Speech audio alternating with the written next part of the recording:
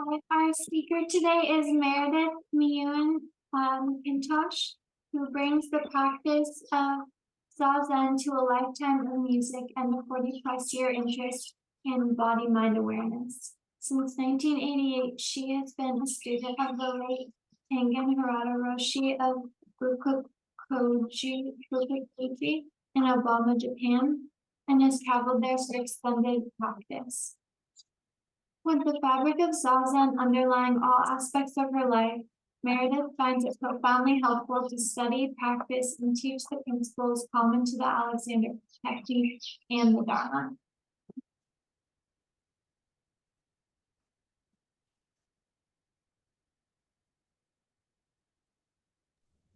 The Dharma statement? Oh, yeah, the Dharma. And here is the Dharma statement. In Buddhism, when Zen practitioners share their understanding of the teachings and practice, it is offered freely as a practice of dana paramita. Dana is a Pali word that means generosity or to give freely. This practice is done without the expectation of getting something in return. This is the spirit of speaking about the Dharma. Other ways to practice dana is to offer support to those who share the teachings, to support places of spiritual practice, and to give without judgment or expectation when opportunities arise. Those who share the teachings at Great Tree do so on a dana basis. Please support their practice by giving what you can. You can either do this directly or through Great Tree, and we will pass it on to them. We'll do the opening sutra. And unsurpassed, penetrating, and perfect dharma is rarely met with, even in 100,000 million kalpas. Having it to see and listen to, remember and accept, I vow to taste the truth of the Tathagata's teaching.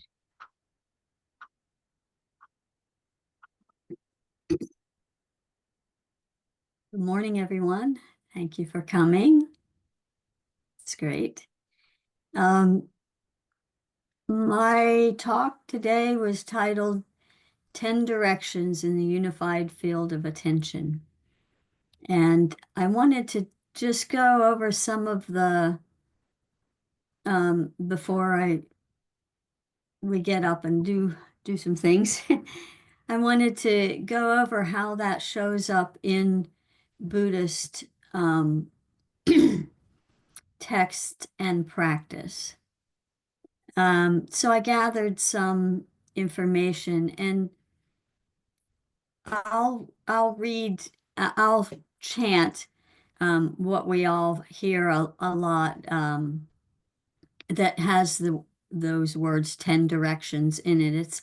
It's the echo after the Heart Sutra, and it shows up other places too. So why don't we just put our hands in Gasho while I chant that? And when you're listening, really listen with your sense of hearing. And I'll go fairly slowly so that you can kind of just bring in those words into you, and they'll be slow enough so that you can kind of let them settle in whatever way that means to you, whatever way the words land in you.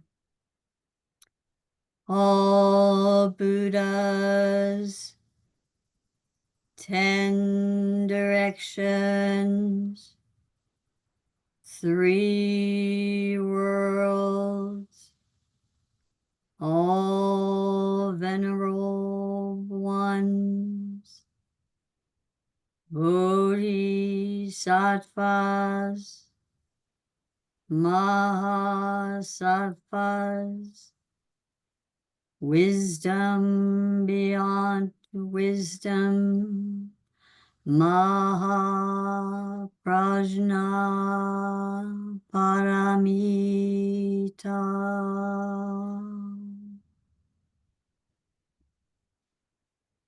So, in the context of the Buddhist practice and understanding, the 10 directions refer to the 8 cardinal directions which we know just in general: north, south, east, west, northwest, northeast, southeast, southwest. Those are 8. And then the 9 and 10 is up and down. So those are the 10 directions, you know, in our simple way of saying them.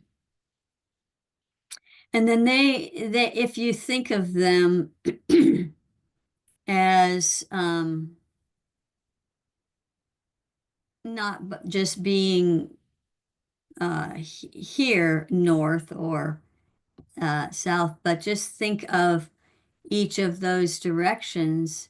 There's nothing that stops them. So you can, if you're, and we'll do this, we're going to do this maybe when we're standing in a minute. But you can imagine that if you think north, you might think north because you're driving somewhere and you have to go north on I-81 or something like that. But if you think of that direction as having no stopping, it just keeps going. It's, you know, it's endless. And all the other directions too, the northeast, northwest. So that is a sense that you can have that all the directions are really starting within you and kinesthetically, and then really going out to the universe. And I mean, now that I'm thinking out loud, I think I would add 2 more directions. And that would be front and back. In front and in back. They're probably covered in the other ones, but I think that's important to include in your thinking. And so these 10 directions in their words symbolize the entire universe and the presence of Buddha lands in every direction. I'm reading now, in every direction throughout time and space. And when we hear the words 3 worlds, that's where the time comes in, because the 3 worlds, meaning past, present, and future. And those also are unending. Our past is before our parents were born, or our great grandparents were born. So those also have an unending sense about them. The Buddhas of the 10 directions and the 3 worlds means all Buddhas throughout space and time. Let me see if I wanted to just read anything more right now. The 10 directions emphasize the boundless nature of the universe and the universal reach of the Buddha's teachings.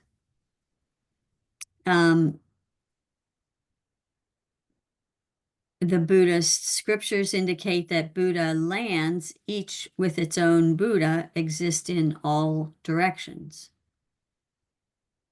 Let me think here. Let me just read over here. Paying homage to the 10 directions can be seen as acknowledging and expressing respect for all the Buddhas in all the directions. and awakened beings throughout all time and space.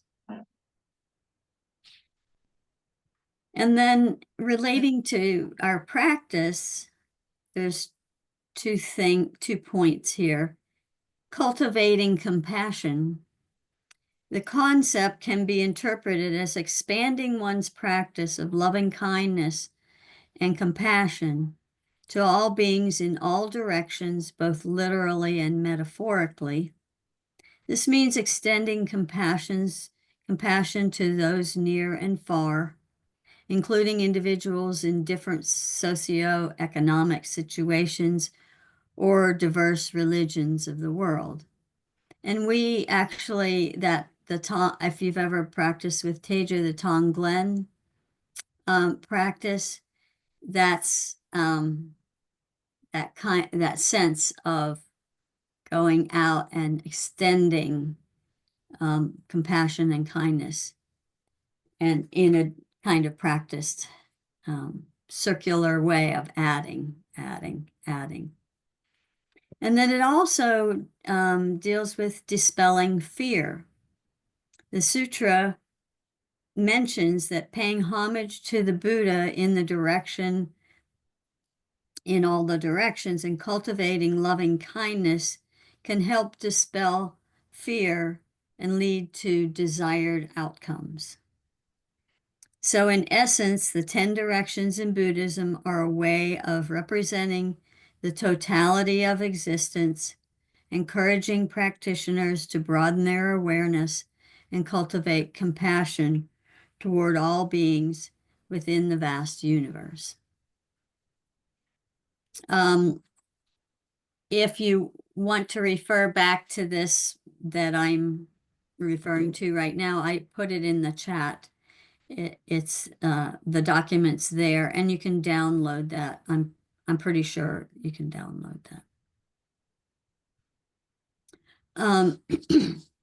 So let's just start where we are and sense yourself sitting however you are.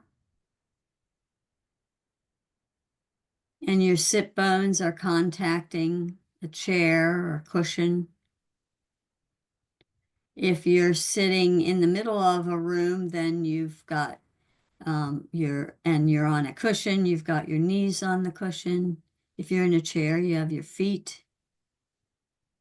And you may have your back up against the back of a chair. Sense that support.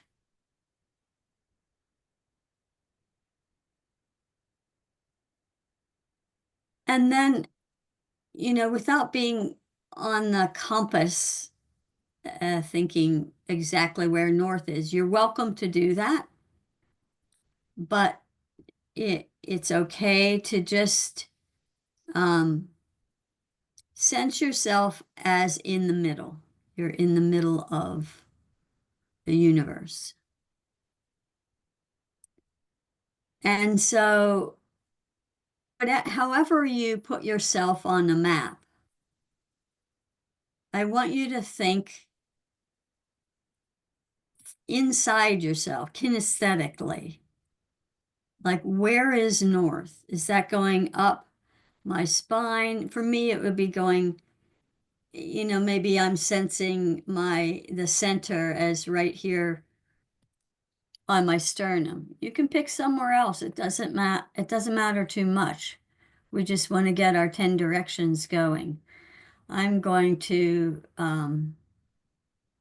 actually, I think I'm going to go down more to my Dantian, which is a very common martial arts center. And it's kind of the center between your torso and between your legs and your upper body, your torso, up to the top of your head. So if you're thinking feet up by your knees, then up to your hips, and then maybe to your belly, like a little bit below your belly button. That's kind of where all your muscles of your legs are attaching to your spine and your glutes and your abdomen. They're all kind of starting to center here. And then from there up, that would be your torso is kind of overlapping that area, muscular and bone-wise. So that's sort of a common ground of balance and center. So let's just do this together so that we can just be thinking of it together. So here is our center, and we're going to think north. North up our spines and up all the way to our top joint. And for those of you who've heard me talk before, we know our top joint is at about the level of our ears and center behind our nose. That's where your skull sits on top of your spine. So we're thinking from our center, and we're calling that north. So just, you can leave your eyes open or you can close them, but think north, up to your top joint.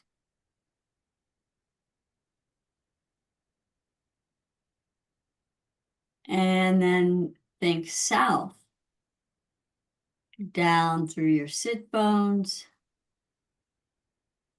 down through your knees, down through your ankles, to your feet.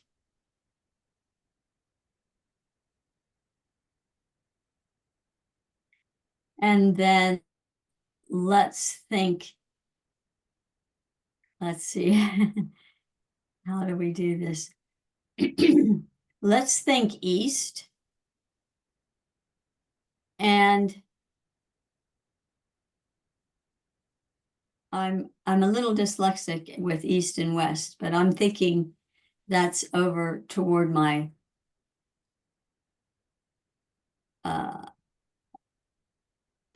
right.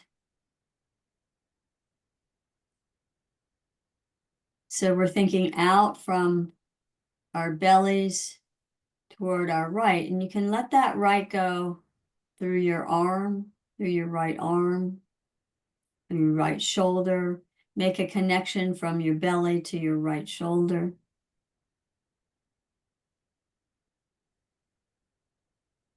And then east from your belly to out to the left, across your hip, and up to your left shoulder, and maybe your arm. Think out through that, through your elbow. And then if you sort of bounce back from west to east or east to west, you can think of space between them. So you can think of space between your elbows, space between your shoulders, space in your, on your sides so that your ribs can swing out and your lungs can fill. Space coming in. So we have north, south, east, west. Now we're going to think about northeast, and let's just bring our arms up to indicate the diagonal between the top of our head and our hip. So that's northeast. And you can think all the way out to your fingertips, northeast.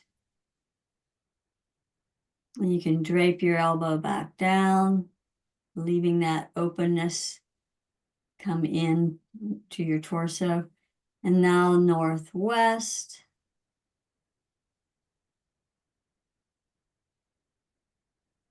And draping that back down.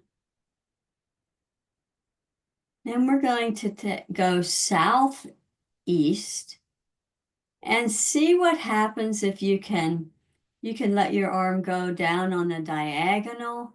You could also let a leg come down if you're in a chair, or you could stretch it out, kind of in a directional diagonal. So it's kind of in between. And then bringing that back in, and then we're going to go southwest.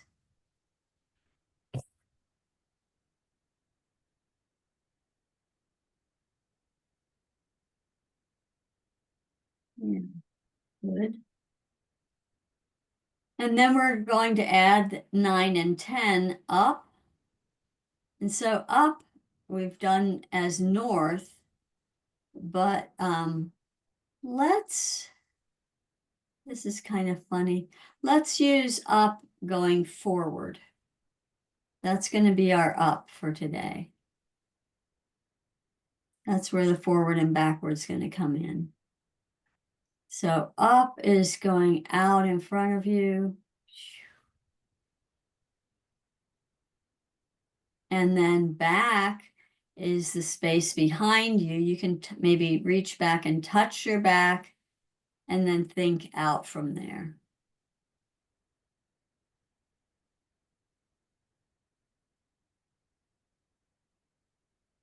Good. All right, we're going to go back around those directions.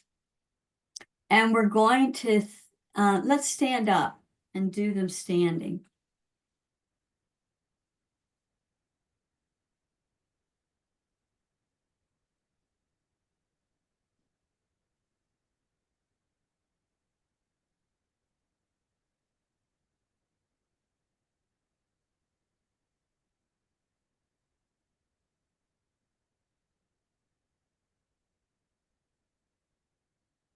So this time we're going to let ourselves sense direction beyond our body and out.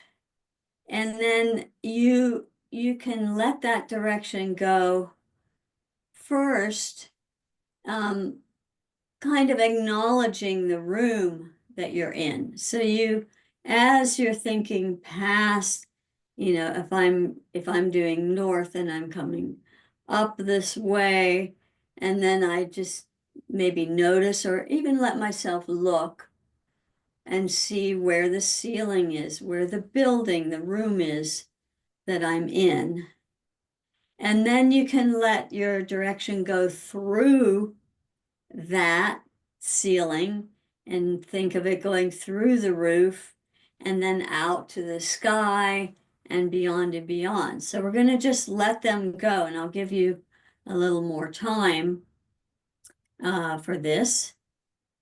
So just sense your feet on the ground. Let a breath come in and an exhale. And then on your next exhale, we'll go north. So inhale and exhale, we're going north, up through our top joint, through our skull. Acknowledge the ceiling of the room you're in, and then go beyond that. Probably goes into an attic, then goes through the roof. And it may, if you have trees around you, it may touch some tree branches and leaves before it gets clear and goes into the sky. And once it's in the sky, just let it go as far, as far, as far as the universe.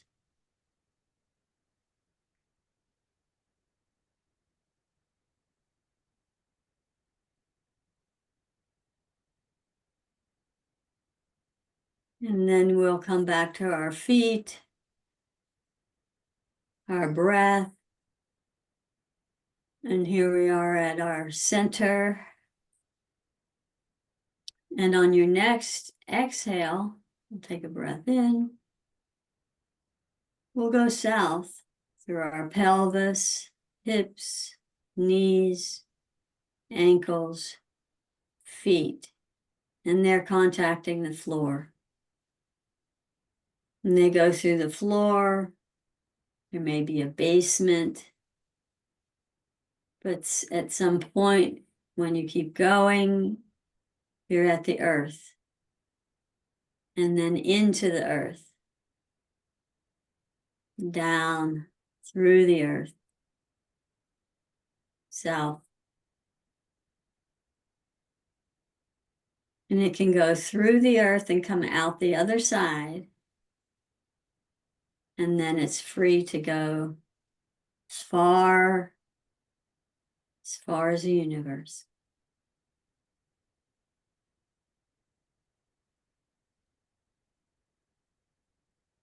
And sense the little kind of wavers that there's always some reflexes that are letting us be in balance. So if you notice some little wavers in your feet or your balance, appreciate that.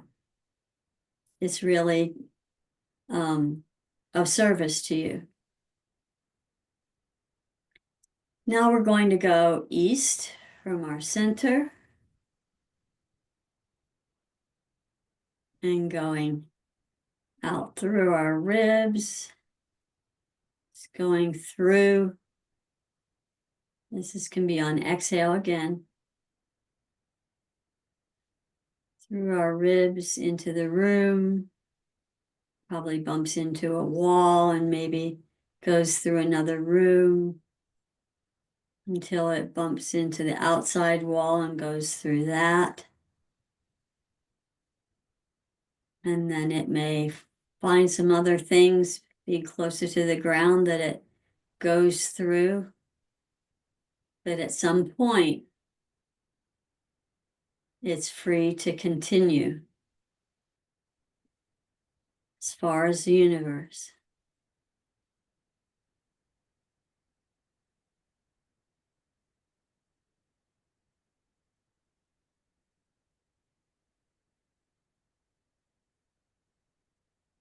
And coming back to center,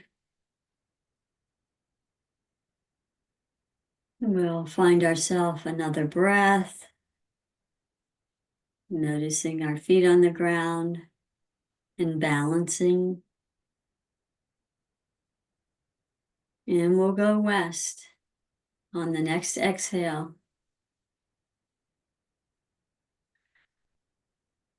Through our ribs,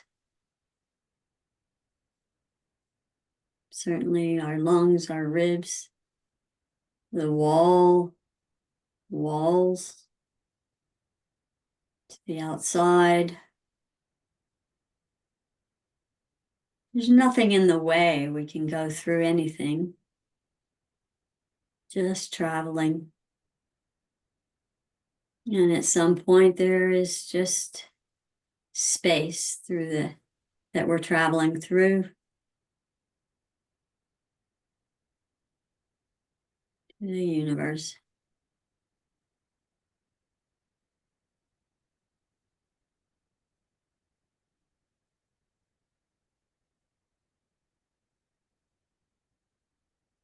And coming back to center, we're going then on our next breath, northeast, diagonal. Think what it goes through on however many breaths, going through walls and ceilings, trees, clouds, and on out through the whole universe.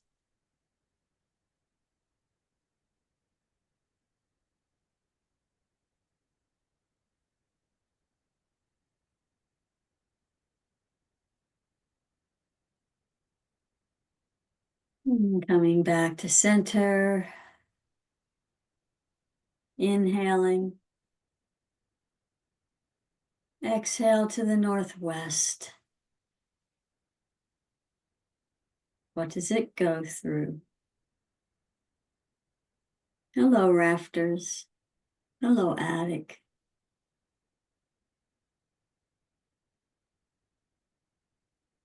On out past trees. Space. The universe.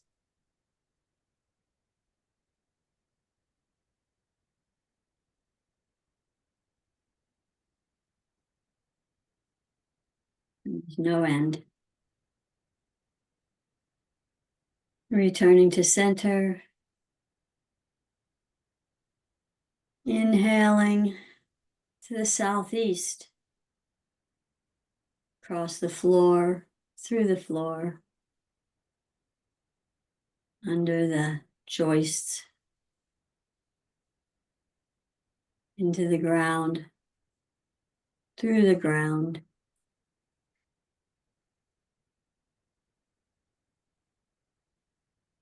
And on out some side of the earth, going on out into the atmosphere.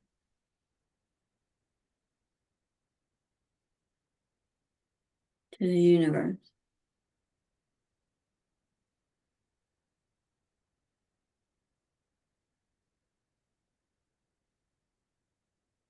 And coming back to center. We inhale. Exhale to the southwest. You follow.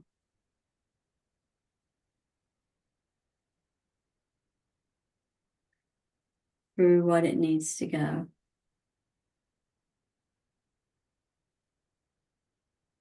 Fill space into the universe.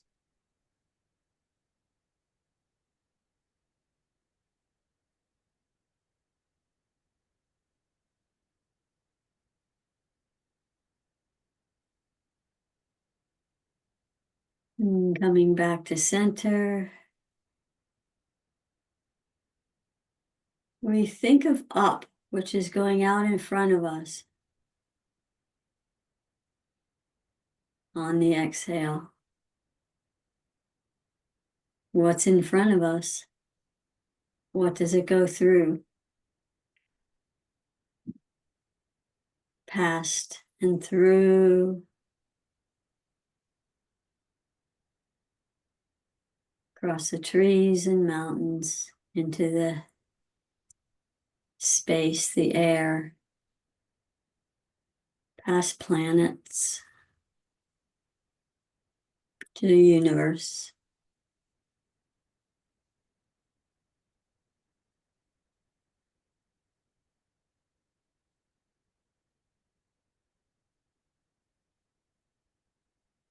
Inhaling and coming to center. Exhaling down, which is going back into the space behind us. Through the wall, through trees, clouds, mountains, into the atmosphere. Stars, planets, to the universe.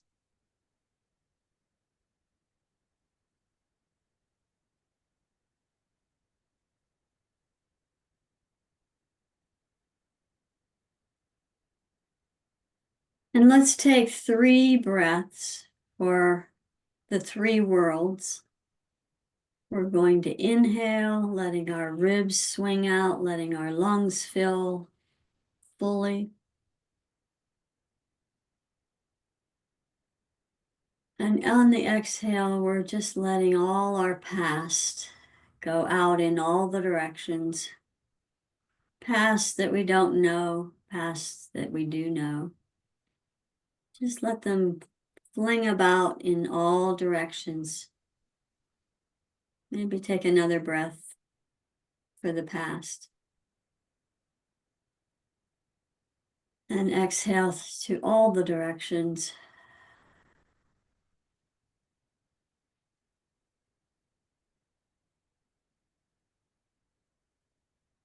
And inhaling, exhaling the present right now into all the directions. Now, here now. Another breath for the present.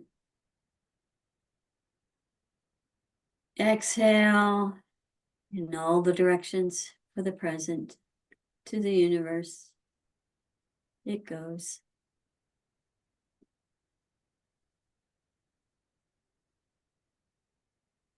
And inhale, exhale for the future in all directions. No hindrance.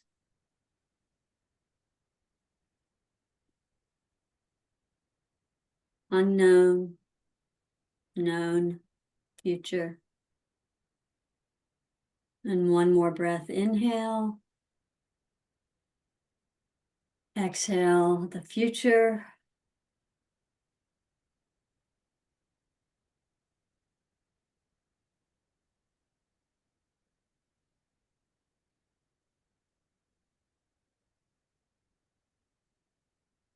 And we'll come back to center.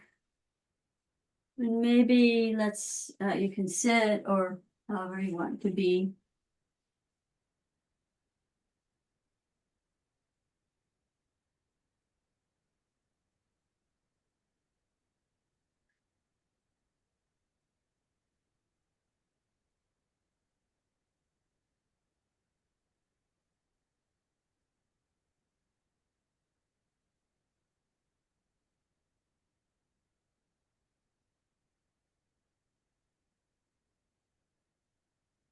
So I'm curious what, if anything, that brought you. A little kind of guided tour of ourselves, our kinesthetic selves, in relation to our environment, into relation to all directions and endless, past, present, future.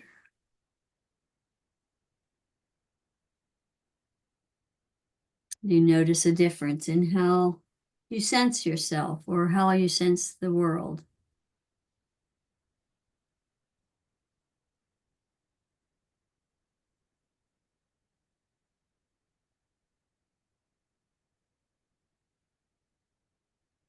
Or it's also okay to just say, that made no sense to me whatsoever. And you could ask me a question if it made no sense, or you can ask me a question even if it made sense.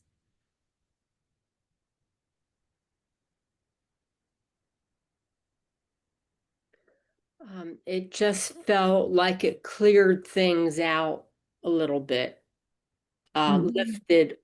lifted some weight off and made things airier.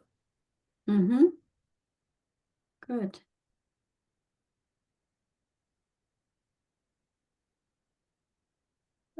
I feel like it was interesting because even like being aware of how like going off into the distance and being aware of space like somehow made things feel like more cohesive or like close together or something like that.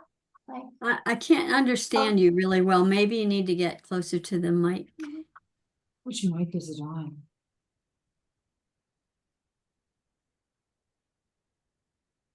oh, funny thing. I noticed that becoming aware of like all of the space and even like really far away or the space around me like somehow made it feel like space feel more cohesive or something like where instead of just like me and then like other things like kind of sectioned off, it felt more like smooth. I don't know how to describe it, but it was It sounds like you became a part of your environment. And you were aware of that, so you were kinesthetically with yourself, but you also sensed a more of a connection in from between you and, well, not between, because it makes you in different places, but sort of one with everything. Thank you. Mm-hmm.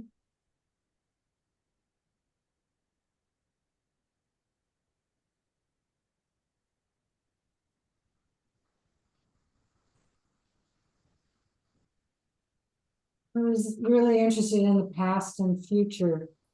The present, is something that I try to come back to all the time, but I don't kind of extend myself in the future and in the past consciously in that way, at least physically. And when I include my body and kind of looking at, I went way back past my great grandparents, and then the future is just like, it felt so different from the past. It felt like possibility, a lot of possibility, and it didn't have quite the stream, kind of like the past. It was just a very interesting experience. Mm-hmm. Yeah. I have to admit that I didn't never think about what, I've chanted that for years, but I didn't really think to ask what the three worlds were. And so it was nice to kind of learn that, because that made sense to me. There's another translation that says 3 times. There's another, yeah, and one of them, there was several other places that use the word existences. Oh, that's interesting. Uh-huh. That came up more than times. But I changed it to worlds because that's what is used at Great Tree.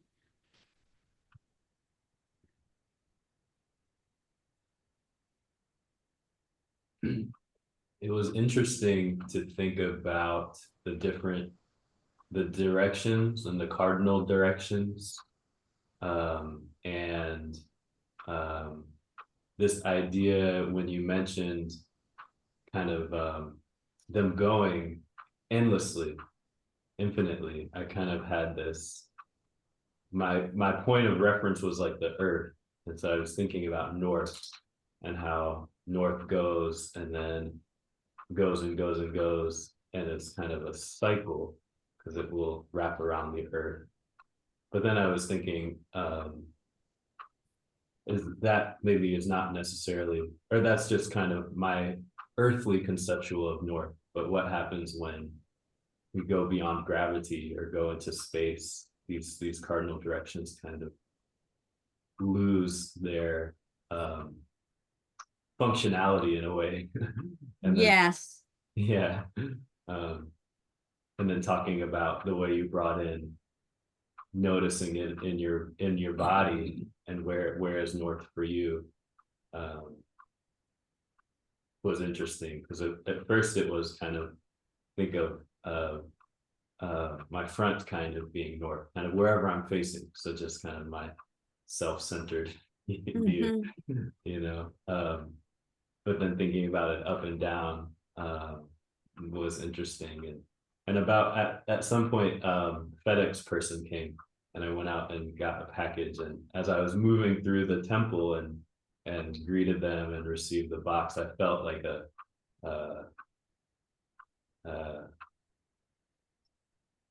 different kind of orientation, like almost like a more 360 kind of orientation versus my typical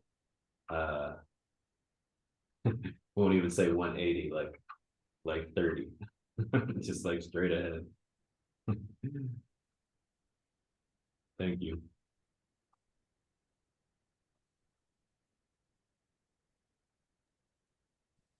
Yeah, I didn't really, it's kind of hard to put something in a box. So I just needed to pick, kind of where north was if we weren't going to be like having a compass and then all together physically, and really pointing to that. So I think it works even metaphorically this way. But yeah, that was interesting because when I was just reading this, I thought, oh, we have to add two more, front and back, but that's where the up and down came from. So that was interesting to me.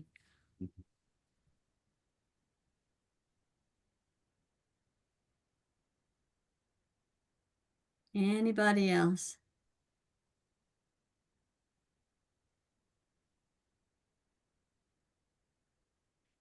I think that there's a literal vestibular change that happens when you really think and let yourself in directionally just keep going. I think it really helps balance and a sense of knowing where you are. So it's a practice that you could try now and again to kind of have yourself centered, but in a different way. Because a lot of times when we think of, oh, I'm going to come back to myself, and then it's kind of like coming in, because often we actually forget our kinesthetic selves and we don't notice how things are in our body. But in order to dial that back in, it doesn't always mean that you have to kind of think inside. You can also just start being more present all around in all directions. And that can also give you an awakened kinesthetic sense of yourself.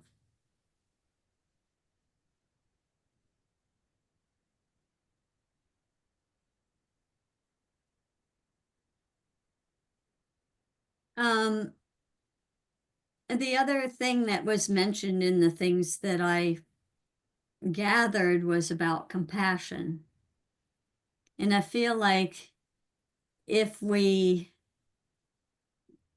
make a little practice of this, it's a kind of compassion for ourselves, because we often forget to include ourselves because we get busy and we do, and I think when we're in a Buddhist practice, we do a lot of things for other people, and because we are compassionate or empathetic, and we share kindness, but we need to include ourselves in that kindness and compassion. So I'd like to just, offer that as a part of this practice as well. And in Tangen practice, which you mentioned at the beginning, first you do it for yourself, and then you consider all people that might be suffering in the same way, and you give it out that way. So it's interesting that you should have mentioned Tangen, because it really does kind of start with the self. Because how can you have compassion if you don't start with yourself? Mm-hmm. Yeah. And it also talks about, when you're cultivating compassion and loving kindness, I think then, as was mentioned by, I don't know everyone's names, but just a more of a connection to your world.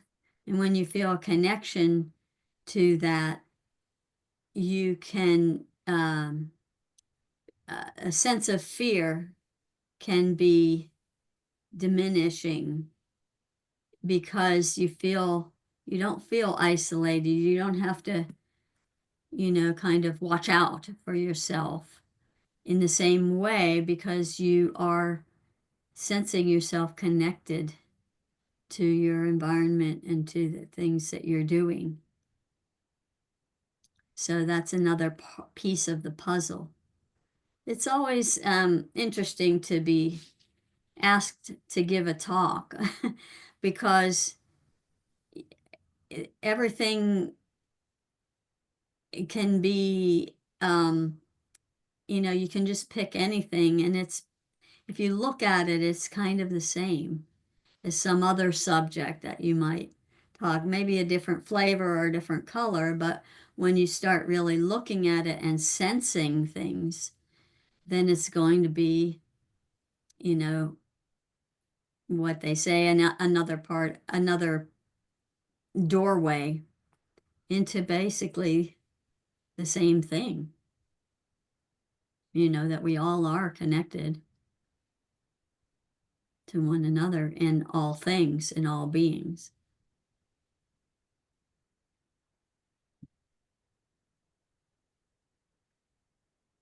All right, if there's no one else that wants to say anything, then I guess we can do the closing sutra. And I appreciate you all coming. I don't know whether Quinn gave my address. If she didn't, I could put it in the Yeah, put it in. I don't think she did. okay. Let's see, how do I do that? Or you can just dictate it and we'll put it in.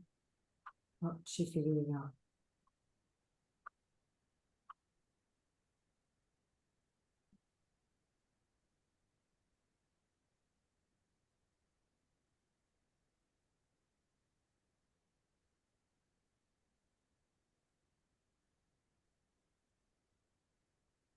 Oops. Let's see.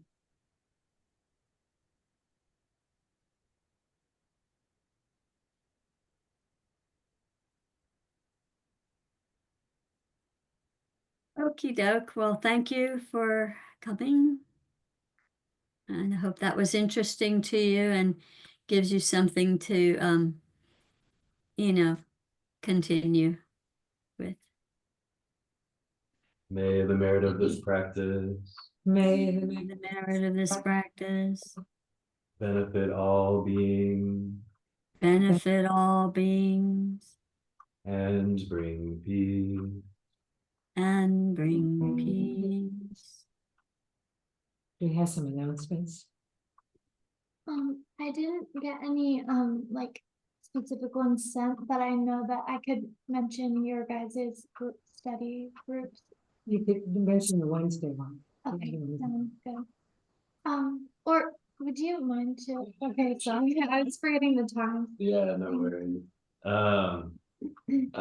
Yeah, just some ongoings here. We have mindful politics study group Wednesday evenings, starting at 6:30.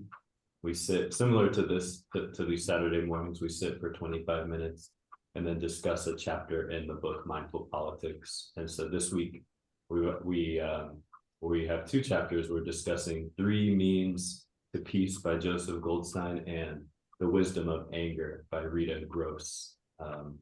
So anyone is welcome to come, whether you're able to read the chapter or not. We are here every Saturday, online and in person. We, starting in July, Sundays, we're going to start Sunday service work days, just to really in preparation for the mounted seat ceremony happening early September. So if you're here in person and you're able to come help out at the temple, we'll do some sitting and work, clean up different areas of the temple and have some lunch and some tea. Next Saturday is Paige Gilchrist. Thank you. Next Saturday is Paige Gilchrist, who will be leading us in an embodied practice. She's a skillful yoga teacher and a Zen practitioner. Okay. Yeah, I think that's it. Thank you. Thank you, everyone. Thank you.